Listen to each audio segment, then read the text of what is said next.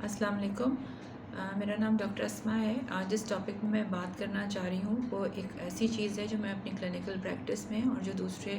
Doctor साहिबान हैं जिनका दूसरे शोबों से ताल्लुक़ है, जो माहिर नफ्सियात हैं, वो देख रहे होंगे कि फ़ॉर्चुनेटली हमारी जो ये जनरेशन है इसमें बहुत सारे बच्चे जो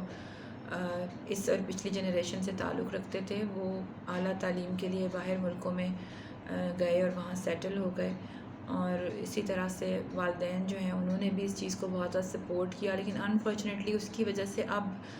जो लोग 70s के अराउंड हैं या 80s के अराउंड हैं उसमें बहुत सारे ऐसे जोड़े हमारे यहाँ बड़े शहरों में और लाज़मन छोटे शहरों में भी होंगे, मगर ज़्यादातर हमारे बड़े शहरों का मसला ये है कि उसमें बड़े बड़े घरों के अंदर ऐसे मियाँ बीवी जो हैं वो रहते हैं जो 70 और 80 ईयर्स के बीच में हैं। इन लोगों को 3 तरह के मसाइल का सामना है। एक इस उम्र के मुताबिक जो एजिंग के हिसाब से कुछ जिस्मानी तकलीफ़ आती हैं या एक कमज़ोरी हो जाती है और सपोर्ट चाहिए होती है, वो उनको उसकी ज़रूरत है। दूसरा ये है कि अकेले रह जाने की वजह से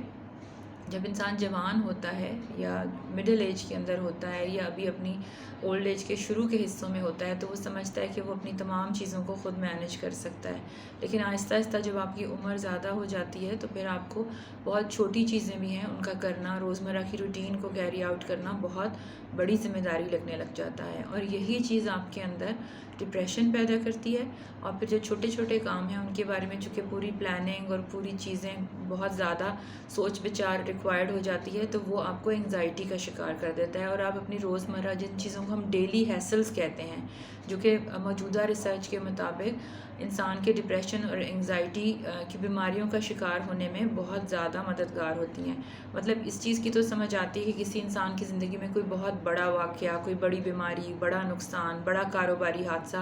पेश आए, वो डिप्रेस हो जाए। लेकिन साइंस की तहकीक ने यह भी साबित किया है कि बाज़ औक़ात हर रोज़ के काम जब आपको बहुत ज़्यादा उनके लिए सोच विचार प्लानिंग करनी पड़े, हर रोज़ देखना पड़े कि काम कैसे होंगे, तो उनको जिनको हम डेली हैसल्स कहते हैं वो भी डिप्रेशन और एंग्जाइटी की बीमारियों का बायस बन जाते हैं। तीसरी चीज़ जो ये बुज़ुर्ग फेस करते हैं उसके बारे में पहले भी वीडियो बना चुकी हूँ और उसमें बता चुकी हूँ कि नॉर्मल जो हमारी एजिंग होती है उसमें एक नॉर्मल सी फॉरगेटिंग होती है, यानी कभी कभार की भूल चूक। बुज़ुर्ग होने का मतलब ये नहीं होता है कि आपकी याददाश्त की आप कमी का शिकार होंगे,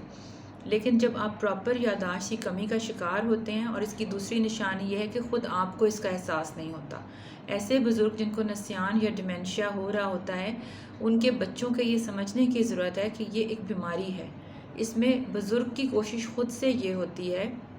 कि वो इन गैप्स को फ़िलअप कर ले। मतलब वो अपनी इस बीमारी से शुरू में तो आगाह होता है, लेकिन जब ये तकरीबन दरमियानी मुद्दत या इंटेंसिटी की बीमारी हो जाती है या सीवियर हो जाती है तो उनको इसकी आगाही नहीं रहती। वो अपने इन गैप्स को फिल करने के लिए या तो पुरानी बातें दोहराते रहते हैं या फिर कि नाराज़ हो जाते हैं या चिड़चिड़े हो जाते हैं, बातचीत कम कर देते हैं। तो इस तरह डिप्रेशन और डिमेंशिया जो है वो हैंड इन हैंड चलता है। इसके लिए ज़रूरी है कि प्रॉपर जो है अगर इस तरह के बुज़ुर्ग जोड़े यहाँ मौजूद हैं तो उनके लिए इस चीज़ की कोशिश जारी रखी जाए, यानी इलाज मुआवजे के इंतज़ामात के अलावा साइकोलॉजिस्ट या साइकाइट्रिस्ट से रब्ते के साथ साथ ये भी हो कि घर के अंदर जो स्टाफ हो वो अनट्रेंड ना हो, यानी ट्रेंड स्टाफ तो मौजूद हो जो काम वाले होते हैं, माली होते हैं, खाने में पकाने वाले लोग होते हैं, किचन में स्टाफ होता है, बट घर के अंदर एक केयर टेकर मौजूद हो जिसका काम ये हो कि वो इन तमाम चीज़ों को लुक आफ्टर करे कि ये तमाम स्टाफ प्रॉपर तरीके से काम कर रहा है, डॉक्टर की अपॉइंटमेंट्स हो रही हैं, और अगर सूरत हाल में ज़्यादा शिद्दत है तो कोई मेडिकल केयर टेकर यानी कोई नर्स प्रैक्टिशनर या कोई जो नर्सिंग अटेंडेंट्स होते हैं उनका विज़िट रखा जाए और फिज़ियोथेरेपिस्ट का। तो उसके लिए आप अपने जो आपके जनरल फिजिशियन हैं, जो आपके फैमिली डॉक्टर्स हैं, उनसे रब्ता करके अगर तो इस सूरत हाल को इस तरह से इम्प्रूव किया जा सकता है कि कोई बच्चा उनके पास मूव करे और उनके साथ रहे, और अगर या फिर इस तरह से हो कि वो आपके पास रह सकें तो ये सबसे ज़्यादा बेहतरीन सूरत हाल है। लेकिन सेकंड ऑप्शन में घर के मुलाजमीन की ज़िम्मेवारी लेने के लिए एक शख्स मौजूद हो जो आपका कोई करीबी रिश्तेदार भी हो सकता है और आपका कोई जो है वो केयर टेकर भी हो सकता है, और इसके अलावा एक नर्सिंग अटेंडेंट हो جو کہ